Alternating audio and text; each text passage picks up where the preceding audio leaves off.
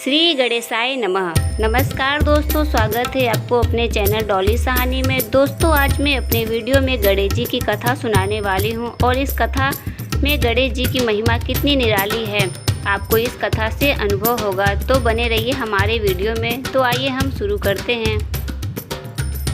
एक बार गणेश जी ने पृथ्वी के मनुष्यों परीक्षा लेने का विचार किया। वे अपने रूप बदलकर पृथ्वी पर भ्रमण करने लगे। उन्होंने एक बालक का रूप बना लिया। एक हाथ में एक चम्मच में दूध ले लिया और दूसरे हाथ में एक चुटकी चावल ले लिए और गली गली में घूमने लगे। साथ ही साथ आवाज़ लगाते चले रहे थे कि कोई मेरे इस खीर को बना दे, कोई मेरे इस खीर को बना दे। कोई भी उन पर ध्यान नहीं दे रहा था, बल्कि लोग उन पर हंस रहे थे। वे लगातार एक गांव के बाद दूसरे गांव इसी तरह चक्कर लगाते हुए पुकारते रहे, पर कोई खीर बनाने के लिए तैयार नहीं था। सुबह से शाम हो गई, गणेश जी लगातार घूमते रहे।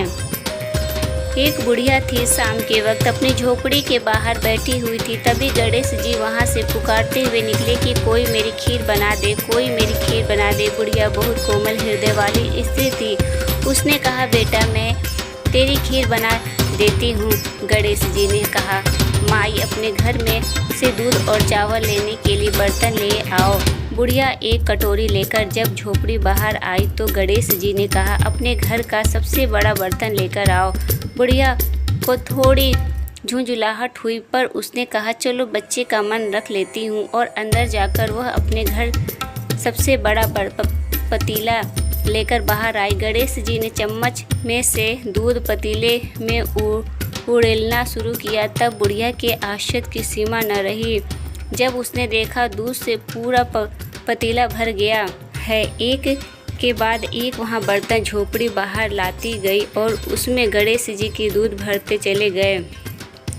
इस तरह से घर के सारे बर्तन दूध से लबालब भर गए। गणेश भगवान ने बुढ़िया से कहा, मैं स्नान करके आता हूँ, तब तक तुम खीर बना लो, मैं वापस आकर खाऊंगा। बुढ़िया ने पूछा, मैं इतनी सारी खीर का क्या करूँगी? इस पर गणपति जी ने बोले, सारे गांव को दावत दे दो। बुढ़िया ने बड़े प्यार से मन लगाकर खीर बनाई। खीर की भीनी भीनी मीठी मीठी खुशबू चारों दिशाओं में फैल गई। खीर बनाने के बाद वह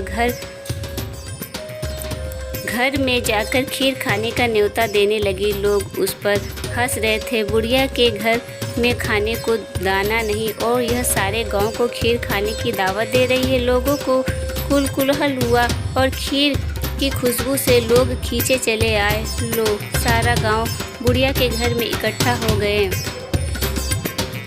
जब बुढ़िया की बहू को दावत की बात मालूम हुई तब वो सबसे पहले वहां पहुंच गई। उसने खीर से भरे पतीले को जब देखा तो उसके मुंह में पानी आ गया।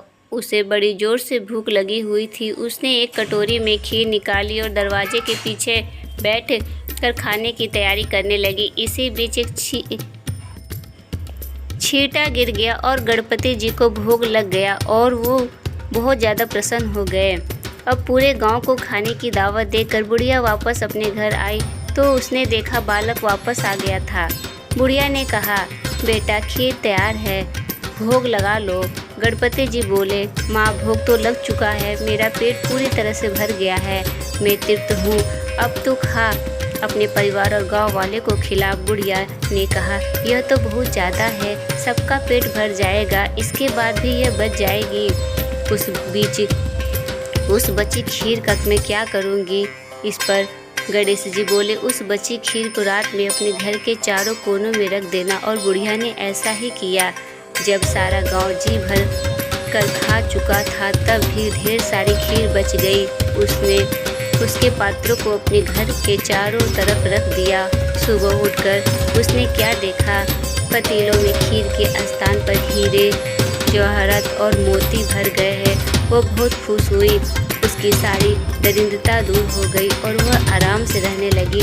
उसने गणपति जी का एक भव्य मंदिर बनवाया और साथ में एक बड़ा सा तालाब भी खुदवाया। इस तरह उसका नाम दूर दूर तक प्रसिद्ध हो गया। उस जगह वार्षिक मेले लगने लगे। लोग गणेश जी की कृपा प्राप्त कर लिए उस पर स्थान पर पूजा करने और मान्यताएं मानने के लिए आने लगे। गणेश जी सबकी मनोकामनाएं पूरी करने लगे। कहानी के अंत में वही मैं आज भी यही शुभकामनाएं दे रही हूँ कि कहते को सुनने को, पुकारने भरने को। जैसे कृपा गणेश भगवान ने बुढ़िया पर की, वैसी कृपा हम सब पर करना।